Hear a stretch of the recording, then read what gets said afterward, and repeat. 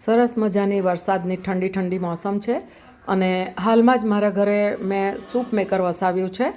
તો આજે ગરમ ગરમ સૂપની મજા માણીશું અને વરસાદની ઠંડકમાં આવા ગરમ ગરમ સૂપ હોય ને તો પીવાની પણ ખૂબ મજા આવી જાય અને આરોગ્યવર્ધક પણ ખરું જ. તો એના માટે મેં એક ગાજર, એક ટામેટું, 2 આમળા, અડધું બીટ અને 2 પરવળ લીધા છે. આમળા તમે સિઝનમાં મળે તો લેવાના, નહીંતર તમે એની જગ્યાએ લીંબુ પણ લઈ શકો અને દૂધી વગેરે પણ લઈ શકો. તો હવે આ બધું આપણે કટ કરીને સમારી લઈશું ટુકડાના સ્વરૂપે. આ બધા શાકભાજી મેં ધોઈ લીધા છે. તો ગાજરની છાલ સૌપ્રથમ ઉતારીને એને થોડા ટુકડા કરી લઈશું. ત્યારબાદ ટામેટાના 2 મોટા ટુકડા કરીને ઉમેરીએ. બીટ ઉમેરીશું. બીટની પણ મેં છાલ ઉતારી લીધી છે અને બધા જ શાકભાજી મેં કાચા લીધા છે.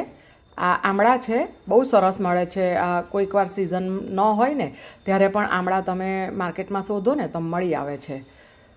અને પરવળ છાલ થોડી કડક લાગે છે મને, તો હું એની છાલ ઉતારી લઉં છું. અંદરથી કુમળા છે પરંતુ છાલ થોડી કડક છે.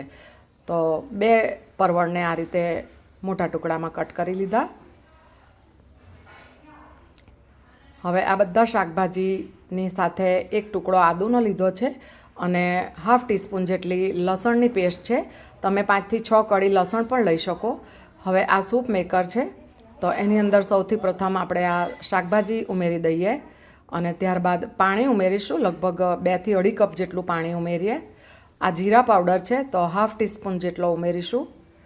મીઠાની જગ્યાએ હું સંચળ પાવડર ઉમેરું છું, લગભગ ½ ટીસ્પૂનથી થોડો વધારે, અને 1/4 ટીસ્પૂન મરી પાવડર છે. તમે મીઠું પણ ઉમેરી શકો, પણ સંચળ પાવડરથી તમારો ટેસ્ટ બહુ જ સરસ લાગશે. હવે આ સૂપ મેકરને ઓન કરી દઈશું અને 20 મિનિટમાં આપણો સૂપ પીવા માટે રેડી થઈ જશે. બિલકુલ બહુ ઇઝી રહે છે. જુઓ, આમાં સીટી થઈ ગઈ છે એટલે કે ઇન્ડિકેશન માટેની નાની વિસલ વાગે છે અને આપણો સરસ મજાનો સૂપ રેડી થઈ ગયો છે. તો સર્વિંગ કરીશું. તો આ થયો આપણો ગરમ ગરમ અને ચટપટા સ્વાદવાળો વરસાદની મોસમમાં સરસ મજાની તાજગી લાવી દે એવો વેજીટેબલ સૂપ.